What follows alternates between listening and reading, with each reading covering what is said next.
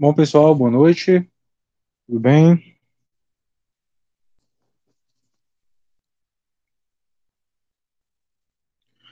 Só checar aqui se o áudio está aberto, se está tudo ok.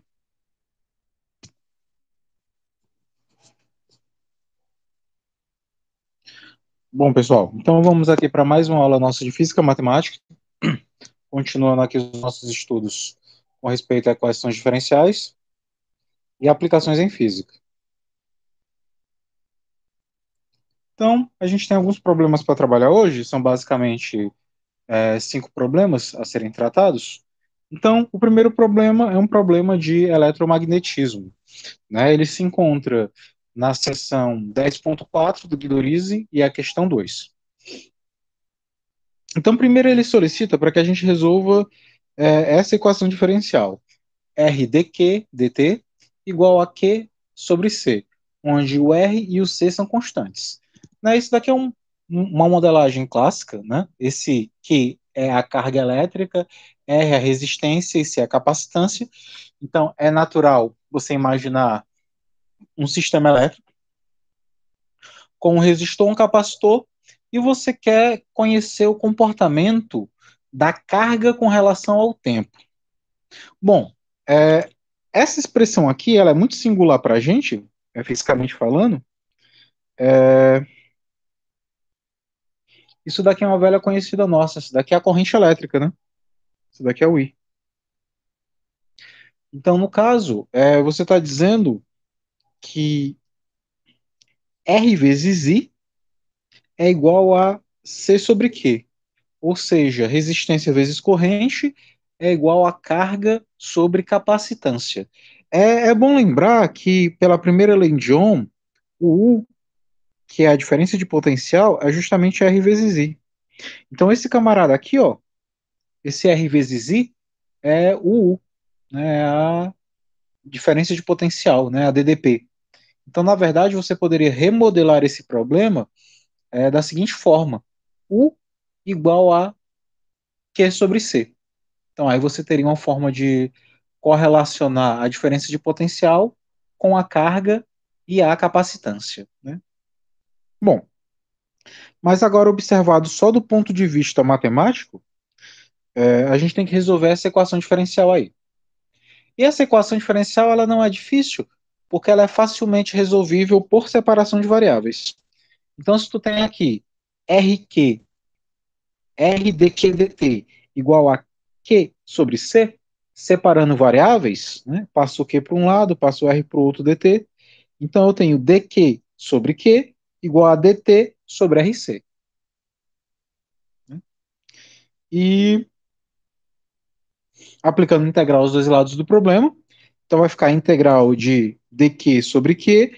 Esse 1 sobre RC, ele é uma constante, então ele pode sair da integral. Então fica apenas a integral. Se 1 sobre RC sai da integral, então fica só a integral de dt. E a gente sabe que a integral de dt é o próprio t.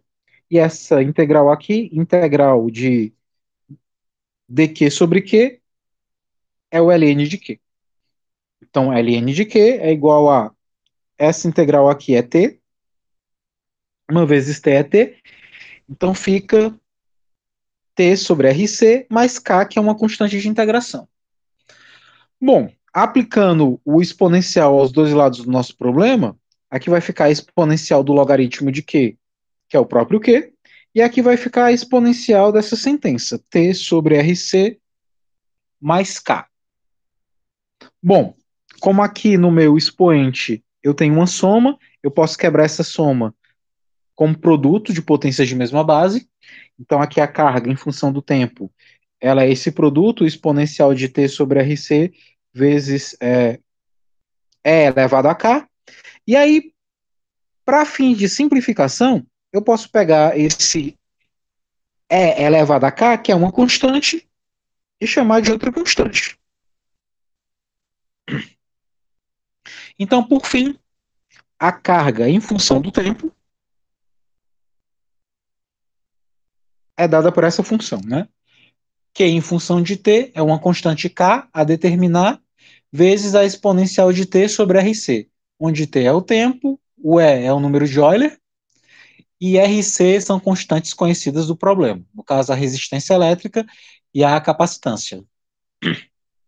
Vale lembrar, pessoal, que resistência e capacitância são constantes que dependem do material, dependem. Se vocês lembrarem lá da segunda lei de Ohm, por exemplo, primeira lei de Ohm é aquela que eu disse U igual a R vezes I. Se vocês lembrarem da segunda lei de Ohm, a resistência ela é uma certa constante ρ, chamada de resistividade, que depende do material, que multiplica L sobre A, onde L é o comprimento e A é a área de secção. Então, observe que esse R ele é uma constante dados esses parâmetros aí. O tipo de material, o comprimento do fio usado, do circuito, e o tamanho da área de secção.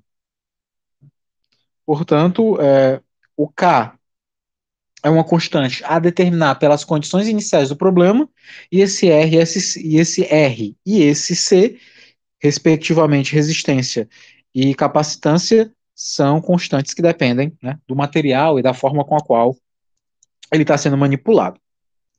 Então, esse daqui é o nosso primeiro caso de sistema, relativamente simples. O segundo, do item B desse mesmo problema, é esse daí.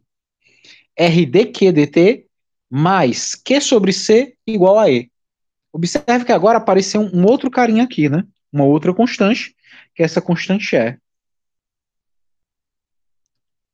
Essa é aqui é o que a gente chama de FEM, força eletromotriz induzida. Então, aqui eu tenho uma equação diferencial ligeiramente diferente da anterior. Então, esse circuito aqui é um circuito que tem uma força eletromotriz induzida. É engraçado porque a força eletromotriz, ela sequer é uma força, né? A força eletromotriz é, na verdade, uma corrente. Depois, vocês pesquisam aí e entendem por que ela é conhecida ainda como força eletromotriz induzida. Mas ela, na verdade, não é uma força, ela é uma corrente, ok? É um fluxo de cargas também. E aí nos cabe agora, então, resolver essa equação diferencial aqui.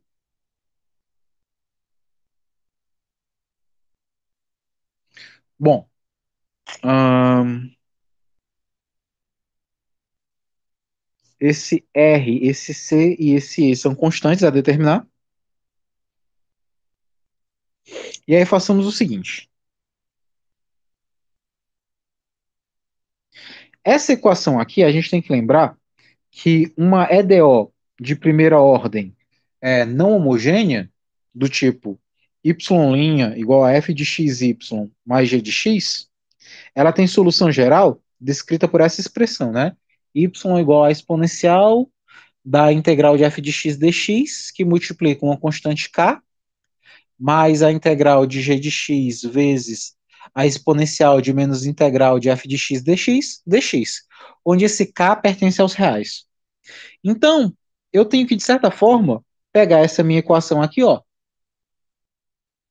R dq dt mais Q sobre C igual a E, e colocar nessa configuração. Y' igual a f de xy mais f g de x. Então, vamos modelar o nosso problema. Bom,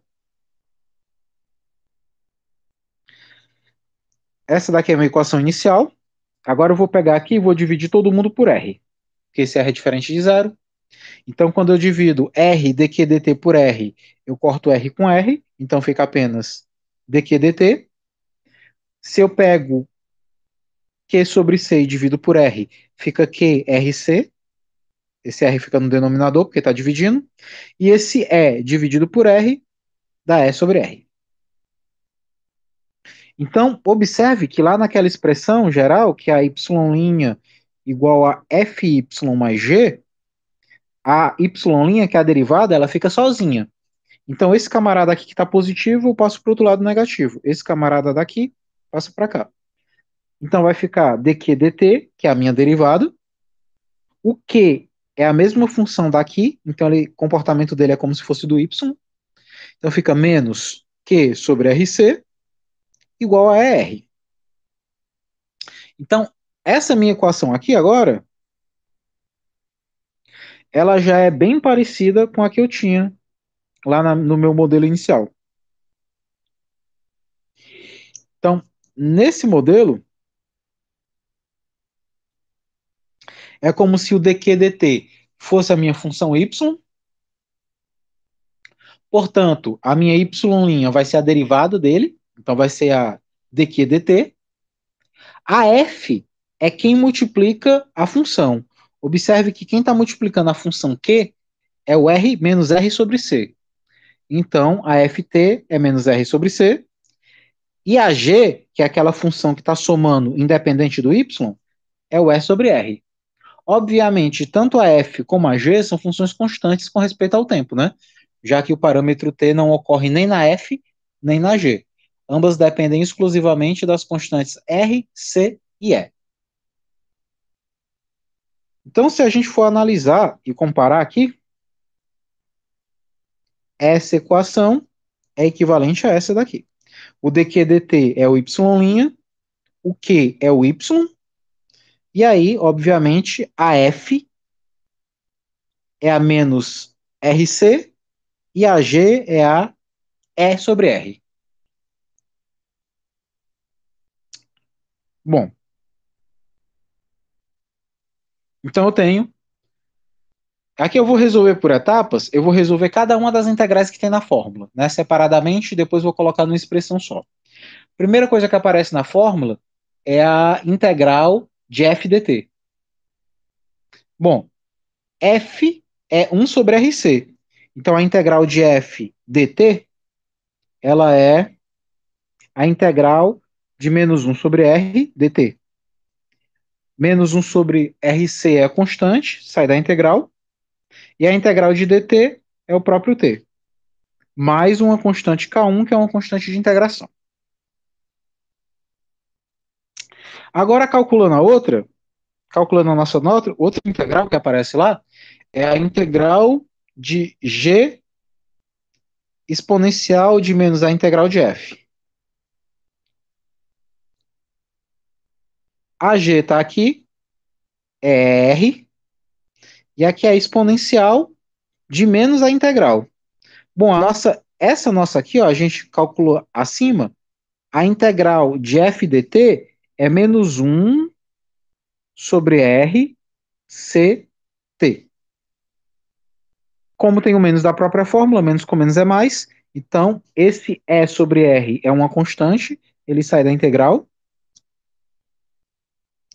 e aí fica a integral da exponencial de 1 sobre RC dt. E essa integral aqui a gente sabe calcular, né? Lá do cálculo 2. Então, essa integral aqui é RC, que é o inverso dessa constante, RC, vezes ela mesma, já que a integral da exponencial é a própria exponencial. Então, fica E sobre R, que é a constante que saiu, RC exponencial de T sobre RC mais uma certa constante K2, que é uma constante de integração. Aqui eu posso cancelar R com R, e aí fica apenas EC da exponencial, né, de T sobre RC mais uma certa constante K2. Bom, substituindo cada uma dessas parcelas lá naquela minha solução geral, essa daqui é a exponencial da integral de f, que a gente já viu que é essa expressãozinha aqui,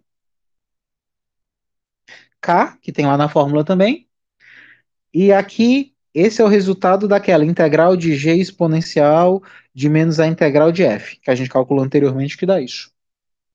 Aplicando a propriedade distributiva, isso vezes isso dá isso, e isso vezes isso dá isso daqui.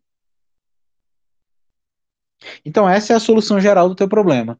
Essa é a solução geral do, do teu item B, né, do mesmo sistema elétrico equivalente ao do item A, só que agora com a atuação da força eletromotriz induzida. Veja que essa solução é a mesma solução que a gente encontrou sem o E. Então, se a gente for comparar soluções, a solução do item A, K exponencial de R, aliás, K vezes a exponencial de T sobre RC, e agora, quando eu tenho a força eletromotriz induzida, observem que o sentido muda, ao invés de ser positivo é negativo, e ainda é acrescido por uma constante que depende diretamente da força eletromotriz induzida. Depois eu vou colocar os gráficos lá no Classroom sobre como é que seria o comportamento de cada um desses modelos. Ok? Esse é o nosso primeiro problema, né? Que é o problema de eletromagnetismo. O nosso segundo problema é o que nós chamamos de sistema de corrente alternada. É muito comum em física, quando você está lá na educação básica, que você tenha as correntes do tipo contínua. Ou seja, quando você pensa na corrente elétrica, a termos de educação básica, a corrente ela é conhecida como delta Q sobre delta T. É a variação da carga com respeito ao tempo. É como se você aqui idealizasse que as cargas estão se movimentando, para ser mais exato, os elétrons estão se movimentando, e aí a corrente te diz o quão varia essa carga com respeito ao tempo. Só que essa variação que você precede lá na educação básica, ela é uma taxa de variação discreta. Os intervalos de tempo, eles podem ser até pequenos, mas eles não são infinitesimais. Né? Até esse ΔT, você sabe que é T menos T0, né? Que é o tempo final menos o tempo inicial. Agora imagine que esses intervalos de tempo são tão próximos que você pode dizer que o T tende até zero. Ou seja, o ΔT em si, ele tende a zero. Ou seja, as cargas estão se movimentando cada vez mais rápido. Você deixa de ter uma taxa de variação discreta e passa a ter uma taxa de variação contínua. Então, isso daqui deixa de ser entendido pela gente como uma derivada discreta e sim como uma derivada contínua. E aí, nesse caso, a gente deixa de entender a corrente como sendo delta Q sobre delta T e passa a entender como sendo a derivada da carga em respeito ao tempo. Parece ser a mesma coisa, mas aquela é a formulação discreta, enquanto essa é a formulação contínua, em caráter mais infinitesimal, né? Bom,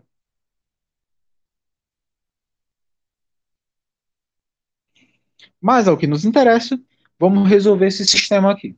Suponha que E, R e L sejam constantes, e você agora quer resolver esse sistema aqui. L di dt mais RI igual a E. O I é a corrente, então di dt é a taxa de variação de corrente, por isso que esse problema é chamado de problema de corrente alternada, ou seja, a corrente ela muda com respeito ao tempo. O RI, a gente já viu aqui que esse R é uma grandeza física também. Esse RI que aparece aqui é o U da primeira lei de Ohm, mas aqui pouco vai fazer diferença para a gente. E esse é a força eletromotriz induzida.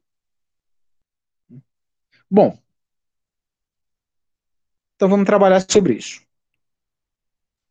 Como o I ele é I dt, ou seja, como I ele depende do tempo, é uma função do tempo, eu vou pegar e vou remodelar esse problema aqui.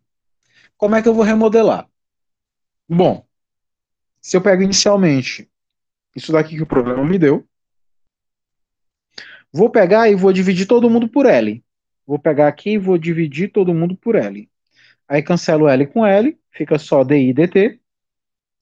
Esse RI vai ficar dividido por L, então vai ficar R sobre L I. E esse E também vai ficar dividido por L, então vai ficar EL. Pronto. Vou passar esse camarada aqui para o outro lado, para ele ficar na configuração daquela solução geral da EDO. Então, eu vou ficar com DI dt igual a menos R sobre LI mais E sobre L. Agora sim, eu tenho a derivada de um lado, que é a derivada de com respeito a t.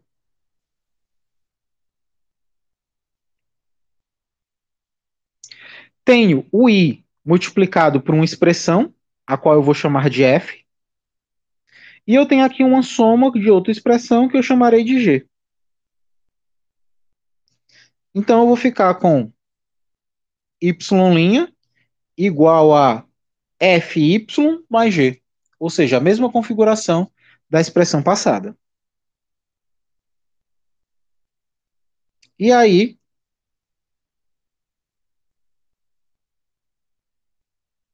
eu posso fazer o seguinte. Posso chamar o DI sobre dt de y'.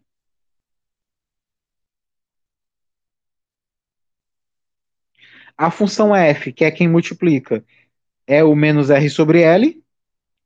E o g, que é aquele constante lá, que não está com y, que no caso não está com o i, ele é o E sobre L. E agora a gente está novamente nas configurações daquela solução geral para a nossa EDO.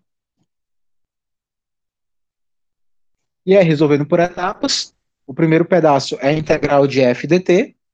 A f é menos r sobre L, então menos r sobre L dt. Então,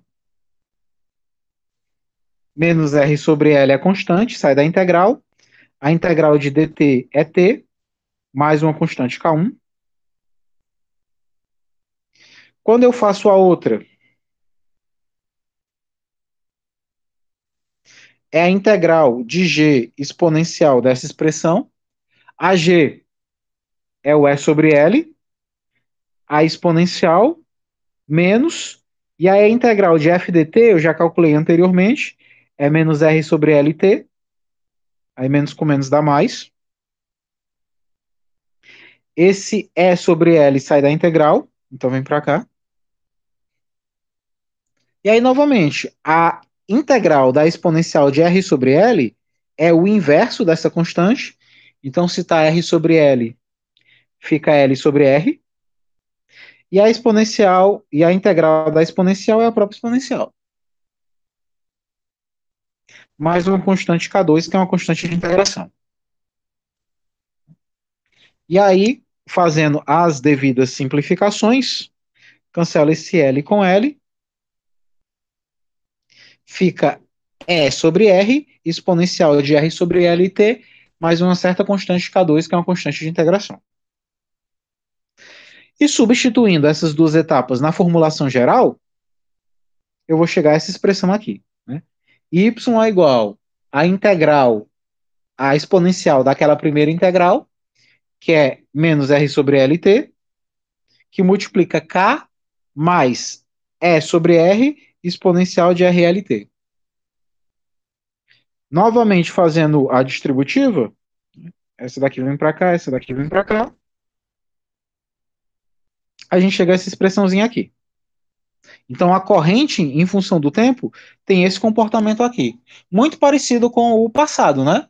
É uma constante vezes a exponencial de alguma coisa negativa, que depende de constantes, mais um incremento.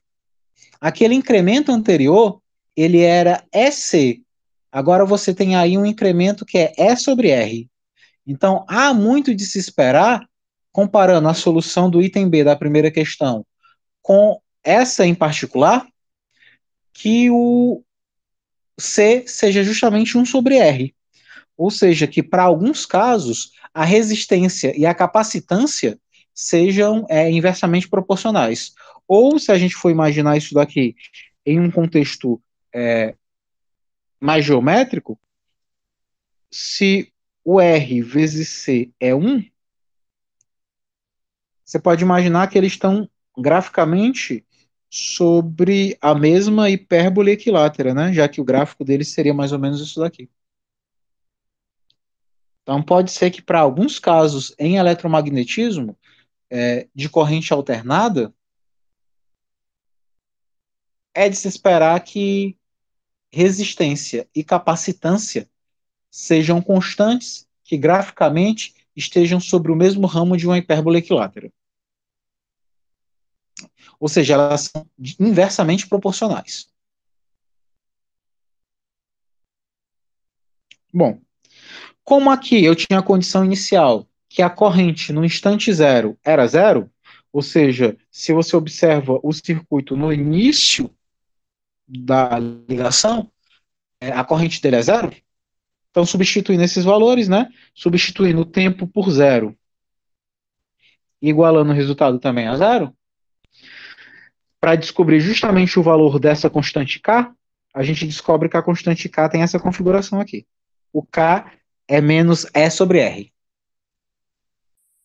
E aí, substituindo essa constante naquela expressão, substituindo K pelo valor que eu encontrei, que é menos E sobre R,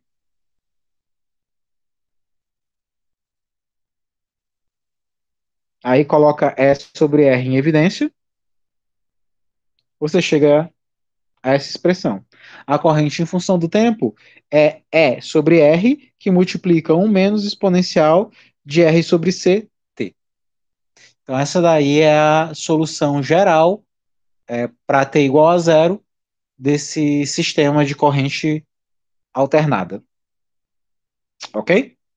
Então, mais uma aí aplicação das nossas EDOs nesse contexto. O terceiro problema que a gente vai atacar hoje também está na seção 10.4, questão 4, lá do livro do Guido Rizzi, volume 4, que é a famosa lei de resfriamento de Newton. E o problema diz o seguinte, que nas condições adequadas, a temperatura, que é esse Tzão, varia de acordo com o tempo, que é esse Tzinho, segundo essa equação diferencial aqui. Né? A derivada da temperatura com respeito ao tempo é proporcional, esse alfa é uma constante, é proporcional à temperatura menos 20. Então, o modelo é esse daqui. Essa é a equação diferencial que rege esse caso do resfriamento de Newton. E são dadas duas condições sobre esse problema. Que quando o tempo é zero, a temperatura inicial do corpo é 100. E após 1 minuto, a temperatura se reduz a 90. Então, nessas condições, como é que a temperatura se comporta com respeito ao tempo? Então, vamos pensar. Bom, aplicando a propriedade distributiva aqui, alfa vezes t dá alfa t, alfa vezes menos 20 dá menos 20 alfa, e ela fica muito parecida novamente com aquela configuração da EDO, que é F', aliás, perdão, que é Y' igual a FY mais G. Então, se eu chamo de Y a temperatura com respeito ao tempo, então a Y' vai ser a derivada da temperatura com respeito ao tempo. A função F é quem multiplica a Y, que no caso é o T, e a gente vê aqui claramente que quem está multiplicando o T é o alfa, então a F é alfa, e a G é aquela função que tem um incremento, né? Que é aquela que está meio como independente, que pelo que a gente viu aí na comparação é a menos 20 alfa. Bom, resolvendo novamente por etapas, então eu tenho aqui a integral de f dt vai ser a integral de alfa, já que a f vale alfa. A alfa sai da integral, porque é uma constante, e a integral de dt é o próprio t.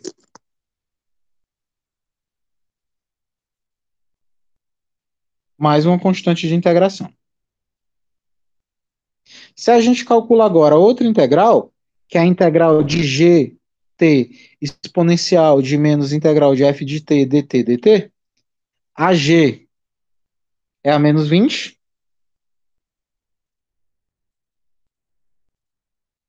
menos 20 alfa, a exponencial, e essa integral aqui de cima é menos alfa t, que foi calculado anteriormente. Essa menos 20 alfa é uma constante, então ela sai da integral, e ela vai ficar a integral da exponencial de menos alfa t. E a gente sabe que a exponencial de menos alfa t, na integral, dá isso daqui, né? Aqui eu tenho menos alfa, aí eu tomo o inverso, que é menos um sobre alfa, e a integral da exponencial é ela mesma. Menos com menos é mais, corto alfa com alfa, então dá apenas 20.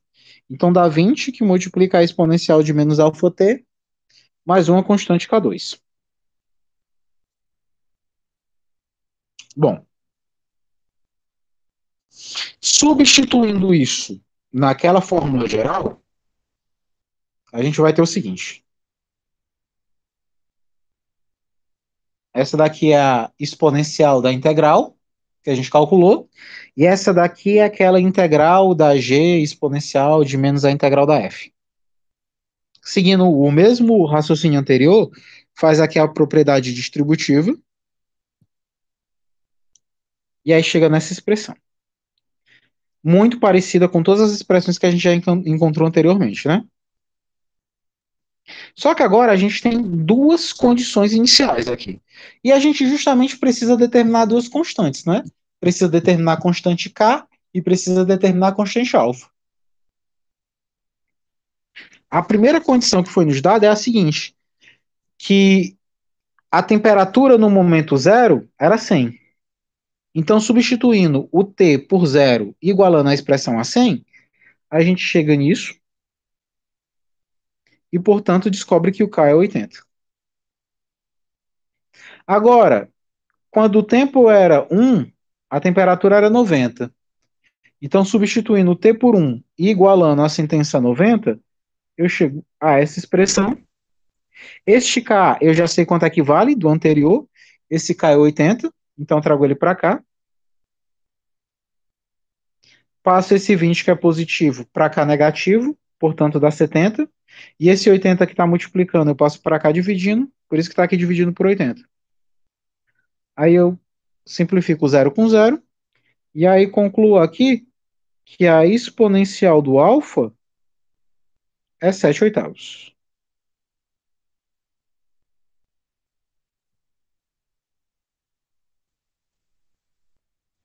E aí, por fim, agora eu vou só organizar isso daqui. A expressão que eu tinha encontrado na EDO inicialmente era essa. O K eu sei quanto vale, o K vale 80, então eu já coloco aqui. E esse fator, pessoal, observem, a exponencial de alfa t pode ser reescrita da forma exponencial de alfa elevado a t, porque isso daqui seria potência de potência, que eu repetiria a base e multiplicaria os expoentes, né? E aí voltaria a dar aquele alfa t daqui. Só que esse exponencial de alfa, a gente viu anteriormente que essa exponencial de alfa aqui vale, na verdade, 7 oitavos. Se aqui está exponencial de alfa elevado a t, então fica 7 oitavos elevado a t. Portanto, essa é a função de solução da sua EDO. 80 que multiplica 7 oitavos elevado a t mais 20. Se vocês substituírem isso lá na EDO, vocês vão ver que a EDO está satisfeita e também satisfaz as duas condições iniciais. Ok? Então, isso daqui é um caso de aplicação para a lei de resfriamento de Newton. O nosso quarto problema é um problema de decaimento exponencial, aquele bom e velho problema de meia-vida de, de um isótopo radioativo. Então, segundo o problema 7 dessa seção 10.4 do Guidorizi, tu tem um isótopo radioativo que a massa se deteriora com respeito ao tempo e essa taxa de variação da massa com respeito ao tempo é proporcional à própria massa. Então, a taxa de variação da massa com respeito ao tempo, que é a derivada de m dt, é proporcional, ou seja, tem uma constante alfa de proporcionalidade, vezes a própria massa. E aqui eu estou vendo que a massa é uma função do tempo. Normal para um isótopo radioativo, né? Como ele vai emitindo radiação, ao longo do tempo, a massa vai se deteriorando, por isso que os isótopos radioativos eles tendem a ter esse processo de decaimento. O que a gente vai provar é que esse decaimento é um decaimento do tipo exponencial e que depende diretamente da massa inicial. Então eu vou adotar aqui dois dados do problema. Que no momento zero, a massa do corpo ainda não tinha começado a se desintegrar. Ou seja,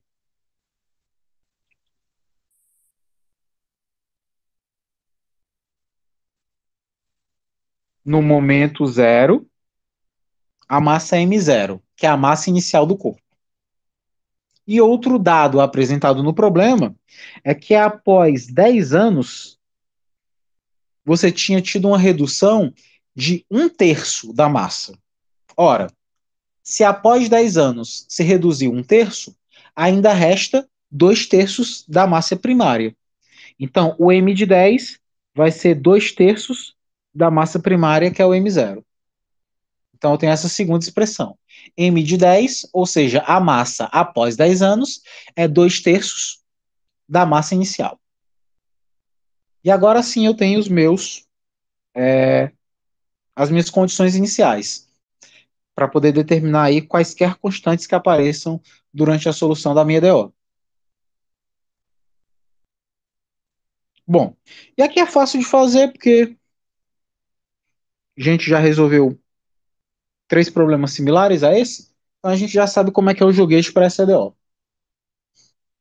Então veja, eu tenho aqui dm/dt igual a alfa m. dm/dt é como se fosse a derivada, né? A derivada da massa com respeito ao tempo. Então, se eu chamo de m o meu y, o dm/dt é justamente a minha derivada de y.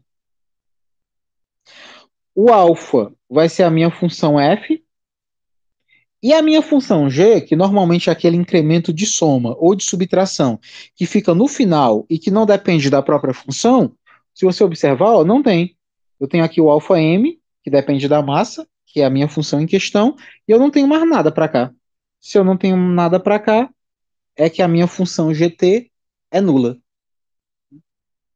Então, eu não tenho esse incremento aqui para fazer a minha solução. Calculando os pedaços para substituir na minha solução geral, a integral da minha f, a f novamente é o alfa, então a integral da f vai ser a integral de alfa, e a gente já viu aí várias vezes que a integral de alfa é alfa t mais uma certa constante K1. É isso aqui. Já outra integral, que é a que costuma ser chata, que é a integral de g exponencial de menos integral de alfa, perdão, menos integral de ft dt. Como o g é zero, então essa integral aqui vai ser nula. E a integral de zero é o próprio zero. Essa integral aqui foi bem imediata, né? Ela não tem nenhuma colaboração na minha solução. Substituindo,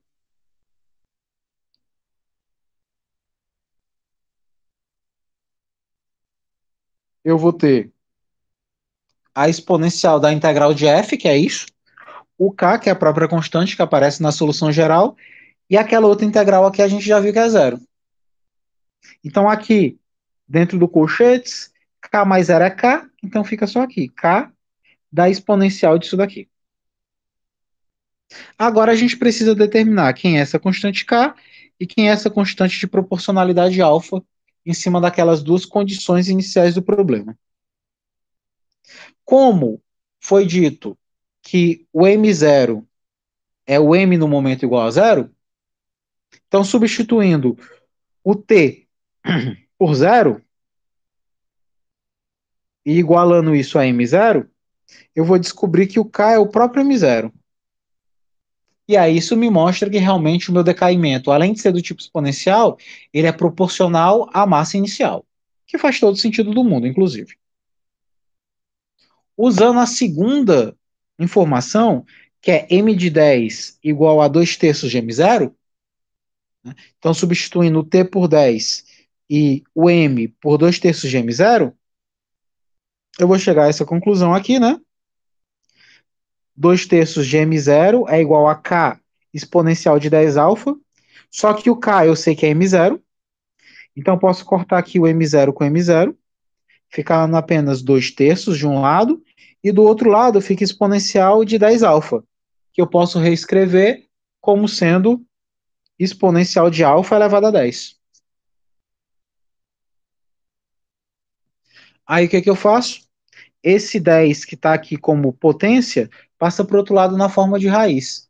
Então é como se o meu exponencial de alfa ele fosse o quê? A raiz décima de 2 terços. E raiz décima de 2 terços eu posso pegar e escrever assim que é mais sutil, né? Então o E elevado a alfa, ele é 2 terços elevado a 10. E é um número muito pequeno, né? Por isso que você está aí num caso de decaimento. Ou seja, à medida que o tempo vai passando, a sua massa, ao invés de progredir, ela diminui. E aí, substituindo esses dados no problema, né? A gente já tinha visto que mt é m0 exponencial de alfa t. Aí esse e elevado a alfa t, eu posso reescrever como sendo esse exponencial de alfa t, eu posso escrever assim, como sendo exponencial de alfa elevado a t. E isso daqui vai ser substituindo esse exponencial de alfa por 2 terços elevado a um décimo, você vai ficar com m0 igual a 2 terços elevado a t, que já estava aqui em cima, sobre 10. E aí, isso é a sua função de massa com respeito ao tempo. O problema também pergunta quanto tempo seria necessário para se reduzir metade da massa. Então, para que se reduza metade da massa, então a massa final tem que ser metade da massa inicial. A massa inicial é m0, então a metade disso é m0 sobre 2, igual a m0, 2 terços elevados a t décimos. Corto m0 com m0, fica essa expressão aqui. Agora a nossa jogada é tentar encontrar o valor de t. Para isso, eu vou aplicar logaritmo dos dois lados da expressão. Quando eu aplico o logaritmo tanto aqui como aqui, apliquei o logaritmo. Lembre que 1 meio pode ser escrito na forma de potência como sendo 10 elevado a menos 1. E como o t elevado a 10 ele é uma potência, ele pode passar para frente do logaritmo multiplicando. Ok? Da mesma forma, esse menos 1 aqui, ó, pode passar para frente do logaritmo também multiplicando. Por isso que aqui fica menos o logaritmo de 2. E aqui eu tenho o logaritmo de 2 terços, ou seja, o logaritmo de uma divisão.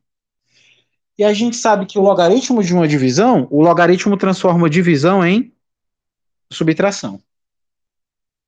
Portanto, a minha expressão vai ficar o seguinte: esse camarada, logaritmo de 2 menos o logaritmo de 3, ele está aqui multiplicando. Portanto, ele passa para o outro lado, dividindo. Justamente dividindo o menos logaritmo de 2. E aí vai ficar essa expressão aqui, né? T sobre 10 é menos logaritmo de 2, dividido por logaritmo de 2, menos logaritmo de 3. E aqui, para não deixar esse sinal de negativo na frente do logaritmo de 2, eu posso fazer o seguinte. Tanto aqui em cima como aqui embaixo, eu posso multiplicar por menos 1. Multiplico em cima, multiplico embaixo por menos 1. Menos com menos é mais, então o logaritmo de 2 fica positivo. Logaritmo de 2 menos o logaritmo de 3, se eu multiplico por menos 1, eles só trocam de posição, né? Aí fica o logaritmo de 3 menos o logaritmo de 2. E por fim, para descobrir apenas o valor de t, esse 10 que está aqui dividindo passa para o outro lado multiplicando. E aí o tempo necessário é esse daqui. O tempo necessário para que o meu isótopo chegue à metade da sua massa é 10 logaritmo de 2 dividido pelo logaritmo de 3 menos o logaritmo de 2. Segundo o Guidoriz, isso dá arredondando algo em torno de 17 anos. Ok? Então, aqui isso daqui é uma aplicação de equações diferenciais no caso de um decaimento exponencial. E por último, e não menos importante, a questão 8 dessa mesma sessão, que é um caso de mecânica. Só que agora um caso não tão comum, que é o caso da aceleração não constante. Ou seja, quando a aceleração ainda sofre um tipo de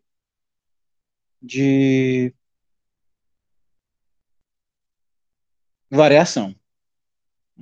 Então, o problema diz que a aceleração é diretamente proporcional à velocidade. Quando eu afirmo isso, o que eu lhe digo?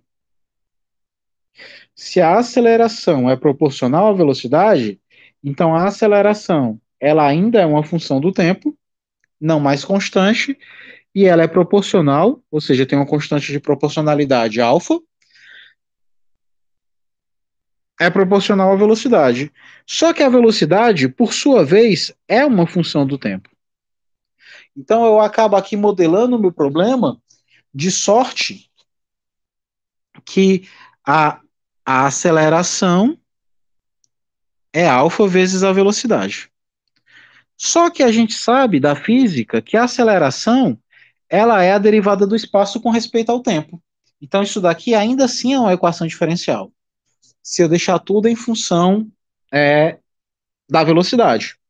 A aceleração é a derivada da velocidade com respeito ao tempo. Então essa expressão aqui ela fica derivada da velocidade com respeito ao tempo igual a alfa vezes a velocidade. Observe que esse modelo aqui, ó, é o mesmo modelo anterior do problema do decaimento exponencial. Lá a gente tinha dm dt igual a alfa m. Aqui a gente tem dv dt igual a alfa v. É a mesma solução. Lá a constante era m0. É de se esperar que a nossa constante aqui seja v0. E aí, para não precisar repetir todo o processo anterior, esse modelo satisfaz o nosso problema. Então, a velocidade com respeito ao tempo é a velocidade inicial vezes e elevado a alfa t.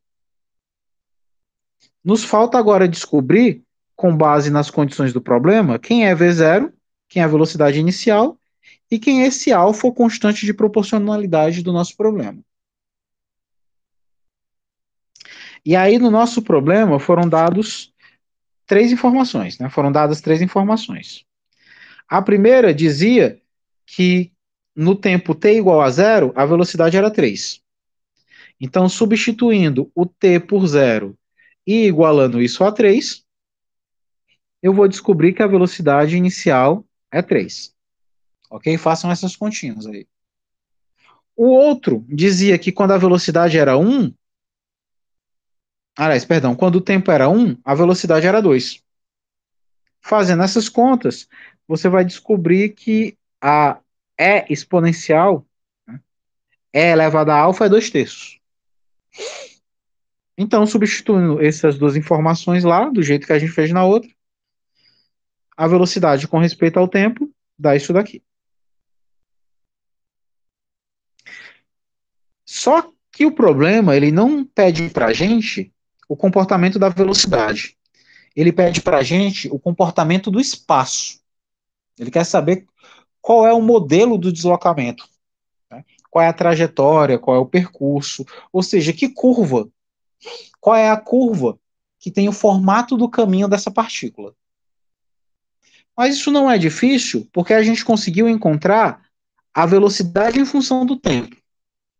Mas a gente sabe que a própria velocidade, ela pode ser observada como sendo uma derivada.